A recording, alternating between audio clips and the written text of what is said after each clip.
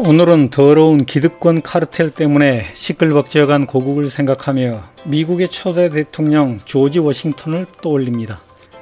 그가 어렸을 때 아버지로부터 도끼를 선물로 받았는데 얼마 후 아버지가 아끼던 나무를 찍었다고 합니다. 하지만 그의 아버지가 조지 워싱턴을 벌하지 않았지요. 학교 선생님이 학생들에게 그 이유를 묻자 어느 학생 왈 조지가 도끼를 들고 있었으니까요.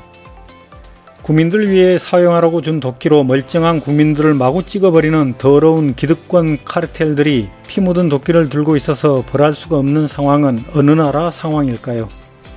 이 사건에 연루된 사람들은 법조 카르텔들이 있습니다.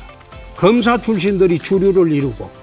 우리나라 판검사들이 이렇게 더럽게 썩었나, 이거는 정말 청소를 해야 되겠다 싶은 생각이 들고, 러시아 작가 도스토옙스키가 155년 전에 발표한 죄와 벌에서 주인공 청년은 탐욕스럽고 악랄한 전당포 노파를 손도끼로 죽입니다. 작가의 철학이 담겨있는 소설 속 문장들을 소개해드립니다. 라스콜니코프는 지독한 가난에 쪼들리고 있었지만 가난 때문에 고통스럽지는 않았다. 그런데 사람은 무엇을 두려워하는 걸까? 새로운 출발? 자기 자신의 새로운 각오? 그래, 인간은 이것을 가장 겁내는 거야.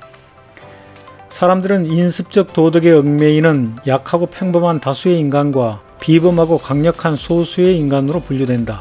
첫 번째 부류는 대체적으로 말해 그 본성상 보수적이고 점잖은 데다가 순종하며 살고 또 순종하는 것을 좋아한다. 두 번째 부류는 그 능력에 따라 더 나은 것을 위해 현재의 것을 파괴하고 새로운 출발을 하는 경향이 있는 사람들이다. 첫 번째 부류는 항상 현재의 주인이며 두 번째 부류는 미래의 주인이다. 전자는 세계를 보존하지만 후자는 세계를 움직이고 목표를 향해 이끌고 나간다. 노파를 죽이고 그 돈으로 여러가지 일을 해결할 수 있다고 가정해봐. 아프거나 빈곤에 시달리는 수많은 사람을 구할 수 있다거나 전 인류와 공공사업을 위해 노파의 돈을 사용하는 거야. 하나의 하찮은 범죄와 수천 개의 선한 일을 바꾸는 것. 하나의 생명을 희생시켜 수천 개의 생명을 부패해서 구하는 거지. 하나의 죽음과 100개의 생명을 서로 맞바꾸는 건데 사실 이거야말로 정의이지 뭐야. 루지는 자신에 대한 우월감에 빠져 있었다. 그래서 불행한 처지에 있는 상대를 얕잡아보고 자신을 우러러 볼 거라는 지나친 기대를 걸고 있었던 것이다.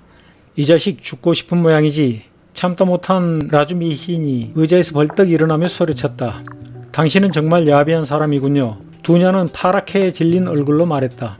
루지는 두 모녀의 처지가 불우한데도 자신의 부와 명예의 그늘에서 빠져나가려야 하는 태도를 이해할 수 없었다.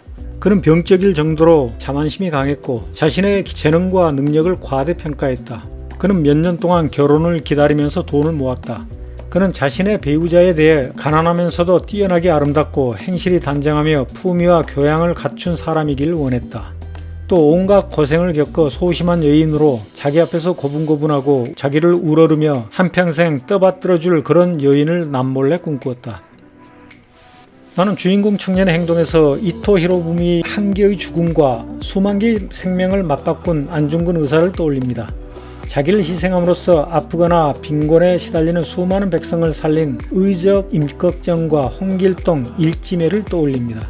갑질하는 야비한 놈들과 부패한 데다가 병적일 정도로 자만심이 강하고 자신의 재능과 능력을 과대평가하는 기득권 카르텔에게 이 자식들 죽고 싶은 모양이지 하며 소리치면서 맞서는 청년의 친구 라주미힌과 여동생 두냐와 같은 용기 있는 행동이야말로 정의이지 뭐겠습니까?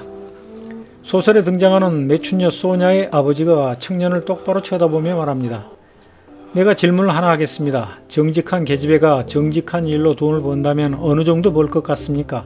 집에는 병을 앓고 있는 계모 카체리나가 있고 아이들은 배고프다고 울고 있습니다. 그때 나는 술이 취해 자는 척하고 있었지요. 집사람 카체리나는 내 딸 소냐에게 몸이라도 팔아 돈을 벌어 오라고 합니다. 소냐는 놀라서 엄마 내가 정말 그런데 나가서 일해야 하나요? 그랬더니 집사람은 그게 어떻다는 거야? 보물도 아닌데 소중하게 간직할 것도 없지 않느냐 하고 말하는 거예요. 소냐는 5시가 지났을 무렵 조용히 집을 나가서 8시가 지나 돌아왔습니다. 돌아오자마자 소냐는 집사람 곁으로 가서 조용히 은화 30루블쯤 되는 돈을 올려놓습니다. 그리고 아무 말 없이 커다란 녹색 쇼를 걸친 채 침대로 가서 얼굴을 벽쪽으로 돌리고 작은 몸을 오들오들 떨더군요. 그때까지도 저는 계속 누워 있었습니다. 그때 저는 보았습니다. 집사람이 아무 말 없이 소냐의 침대 옆으로 다가가 밤새도록 무릎을 꿇고 앉아 울며 딸의 발에 입을 맞추는 것을요. 그러다가 두 사람은 함께 자더군요. 서로 껴안은 채. 청년이 소냐의 권유로 내거리에서 절을 하고 큰 소리로 나는 사람을 죽였습니다 하고 외친 것을 두고 어떤 사람들은 그가 죄를 뉘우치고 기꺼이 벌을 받으러 간 것이라고 해석하지만 나는 그런 해석에 동의하지 않습니다. 왜냐하면 청년은 우발적으로 소냐의 친구이기도 한 착한 리자베타를 죽인 것, 즉 사람을 죽인 것에 대해서는 후회했지만 사람이 아닌 짐승 노파를 죽인 것에 대해서는 후회하지 않았다고 생각하기 때문입니다. 가족을 살리기 위해 매춘녀가 된 소냐와 사악한 부자를 제거한 청년은 죄를 지은 것이 아니라 인간에 대한 사랑과 정의를 위해 자신을 희생한 것이라고 생각하기 때문입니다. 소설 속에서 청년은 허리를 굽혀 소냐의 발에 입을 맞춥니다. 나 같은 천한 여자에게 무슨 짓이냐며 새파랗게 질리는 소냐에게 청년이 말합니다. 당신이 자신을 죽이고 남을 위해 희생했기 때문이에요. 청년은 인습적 도덕에 얽매이지 않는 강하고 비범한 인물입니다. 나는 지금 더럽게 썩어있는 우리나라의 기득권 카르텔을 도끼로 찍어 없앨 수 있는 강하고 비범한 청년들을 많이 보고 싶습니다.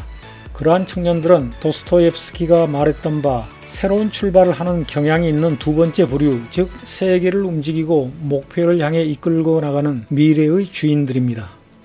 나는 죄와 벌에서의 소냐와 지붕 위의 바이올린에서의 둘째 딸 호른이 참 좋습니다.